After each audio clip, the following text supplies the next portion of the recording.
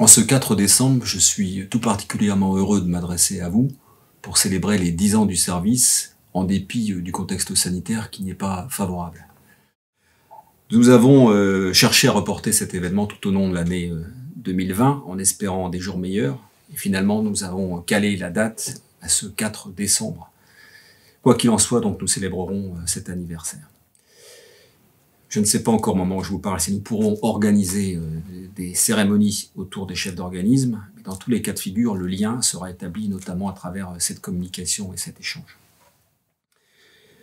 Cette crise sanitaire nous pénalise tous, mais elle présente aussi l'intérêt de pouvoir mettre en valeur le service à travers à la fois les qualités humaines bien connues des personnels qui l'animent, mais également de son modèle, l'efficacité qu'il présente.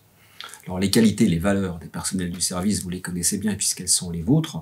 C'est un sens du service remarquable, un engagement sans limite, un sens de l'initiative, un esprit de mission, et puis derrière ça, une efficacité qui est supportée par un modèle de soutien qui fait ses preuves. Exprimer beaucoup de satisfaction sur les qualités du service de la part d'un directeur central, c'est naturel. Ce qui me paraît plus important, c'est que ces qualités soient reconnues par ceux que nous servons, à savoir les armées. Et à ce titre, je voudrais exprimer toute ma reconnaissance aux 3 chefs d'état-major d'armée d'avoir accepté de témoigner à travers des interviews qui sont postées à côté du mien sur le site du commissariat. Je leur adresse un très grand merci. Le service du commissariat, vous le savez bien, ne s'est pas fait en un jour.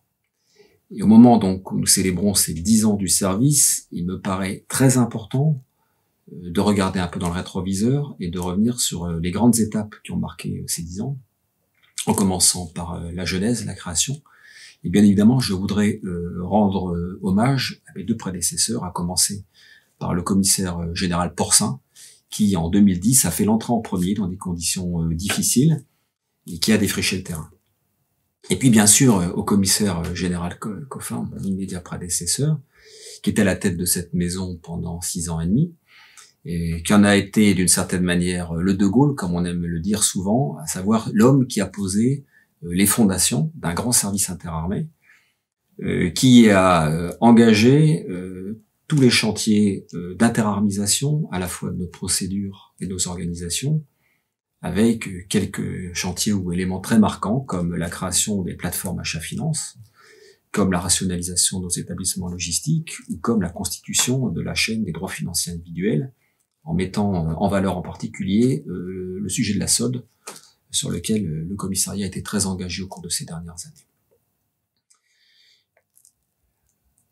Le commissaire général Coffin a également vécu et organisé l'intégration des groupements de soutien des bases de défense au sein du commissariat des armées.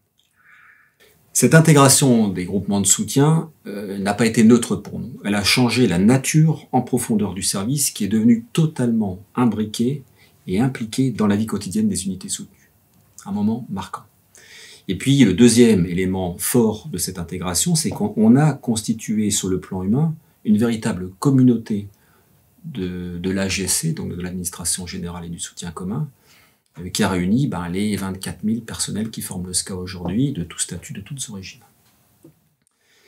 4 années après cette intégration, on se retrouve en 2018, et là, effectivement, je suis à la tête du service du commissariat, et nous engageons ensemble un projet très ambitieux, baptisé SCA 22.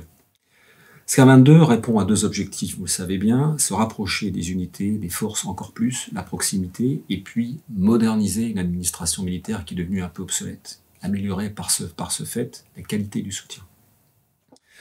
Ce projet a été porté avec un certain nombre avec un contexte, on va dire, favorable, des atouts pour son déroulement. Le premier d'entre eux, c'est que pour la première fois depuis sa création, le service s'est transformé, non pas pour déflater des effectifs, mais pour fonctionner mieux.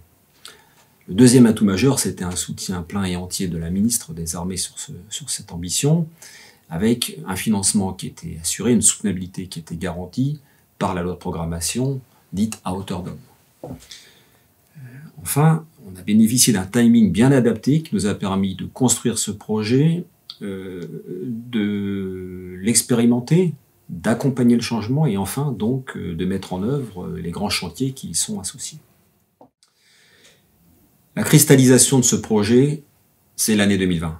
C'est ce qui s'est passé depuis le début de cette année, avec un certain nombre d'objets emblématiques qu'on connaît bien, qui sont bien dans le paysage aujourd'hui. Je pense à la bascule des groupements de soutien vers l'avant, la création des pôles commissariats, la création des atlas.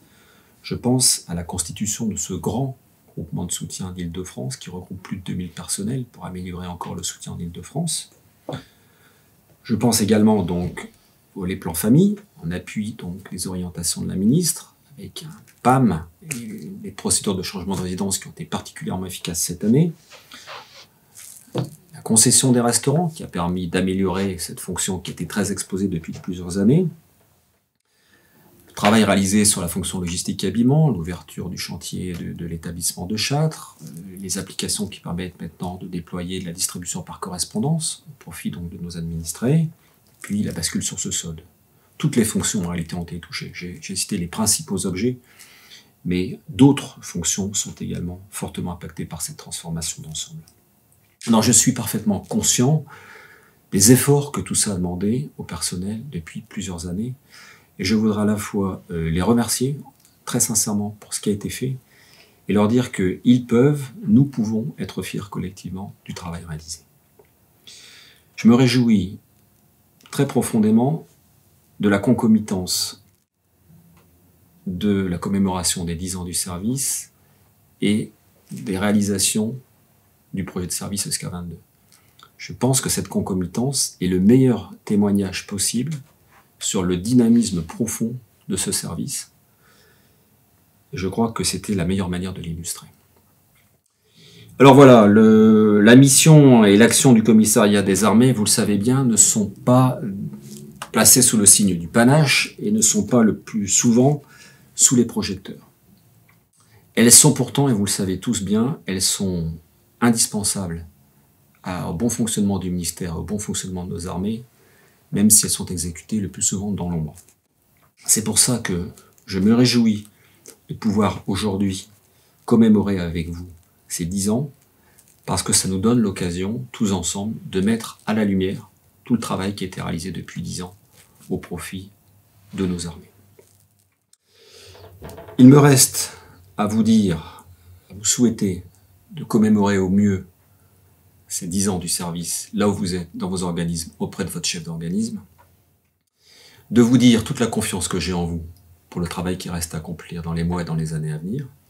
Et je vous demande de rester vigilant à votre santé durant cette période difficile, en espérant vous retrouver au plus vite sur le terrain.